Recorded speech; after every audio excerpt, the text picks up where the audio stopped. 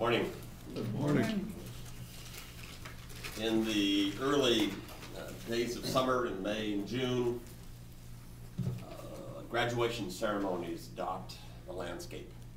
Colleges and high schools and other institutions of learning set aside some time and provide a stage to celebrate their students that are achieving things. This is both proper and prudent. Last month, Sue and I attended the high school graduation ceremony at R.A. Long, only because one of her students was graduating, one of her voice students.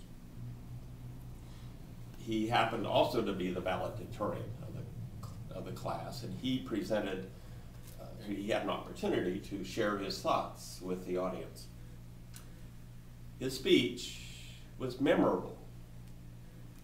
Memorable meaning, I'm going to remember it.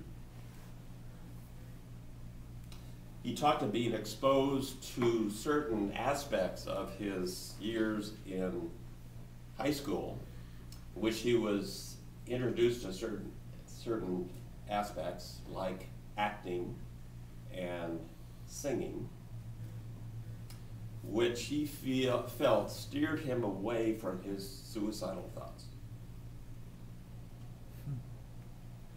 And he felt that those items, those little issues, saved his life. And in his speech, he identified two people that were mainly responsible for that, and one of them happened to be my wife. I bring this up not to draw attention to him, nor to his message. That's not the important issue. But I wanted to bring it to another aspect, which was basically the thoughts that crossed my mind afterwards. Through the years, I've listened to a fair amount of graduation speakers, and I suspect you have as well.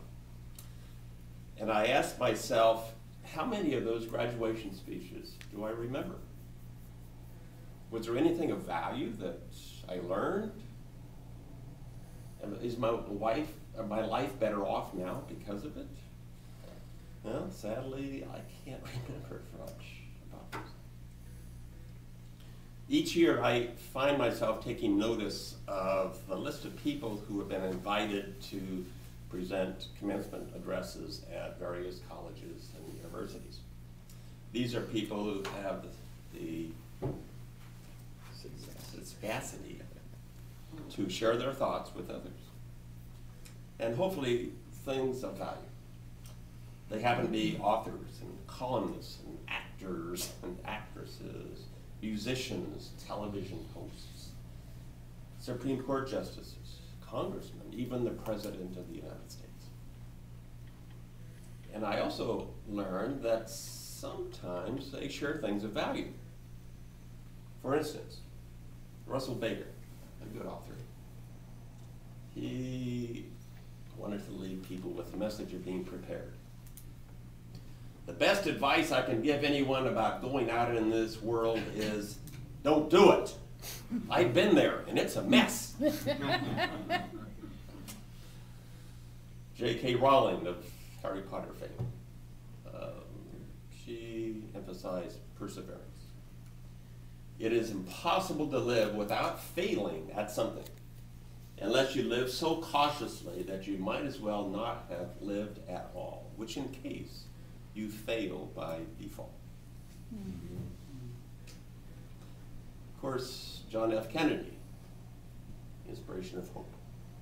I am confident that the men and women who carry the honor of graduating from this institution will continue to give from their lives, from their talents, a high measure of public service and public support. Oh, you can almost hear that. Of course, others want to be more playful. Kermit the Frog. The time has come for you to drop your tails and leave this swamp. And others accept their fate. Steve Jobs. Right now, the new is you. But someday, not too long from now, you will gradually become the old. and will be cleared away.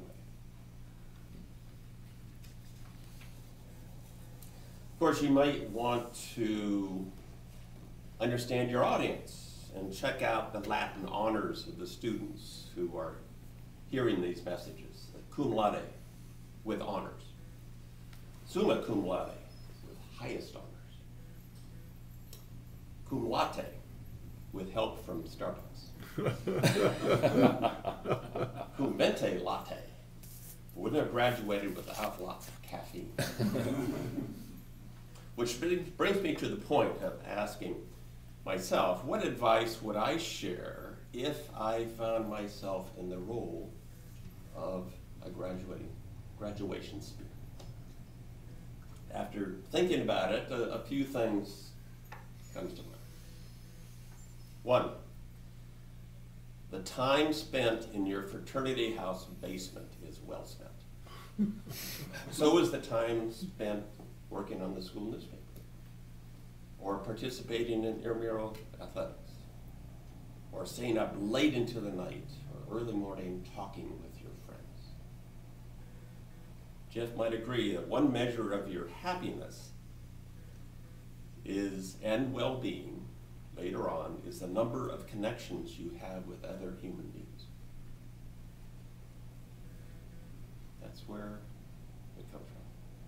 Two, some of your worst days lie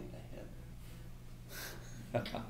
Graduation is a beginning. There will be bumps in the road ahead.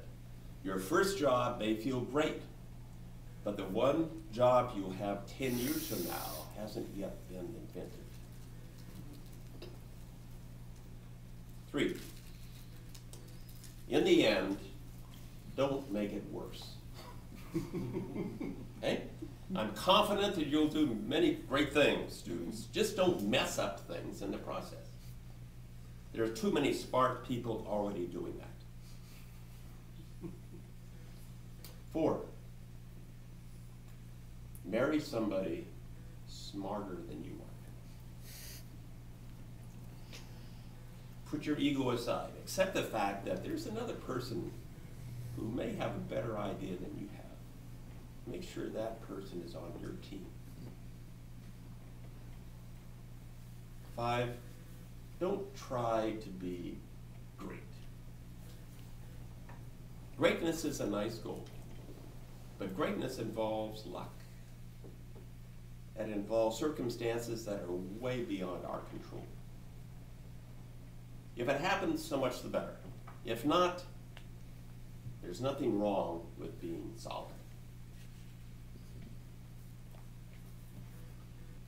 Let me conclude these comments by bringing you back to a guy named Steve Jobs. As you know, his fingerprints are all over the Apple computer. And whatever you think of him personally, however, you owe yourself a favor. No, you owe yourself an obligation to listen to his commencement address that he shared at Stanford University, June 12, 2005. That's just over 7 years ago. It can be found on the internet in a variety of places. You can go to YouTube, go to Google, go to Wikipedia. Take the time to listen to his words. I promise you that that graduation speech is one that you will remember. History goes fast.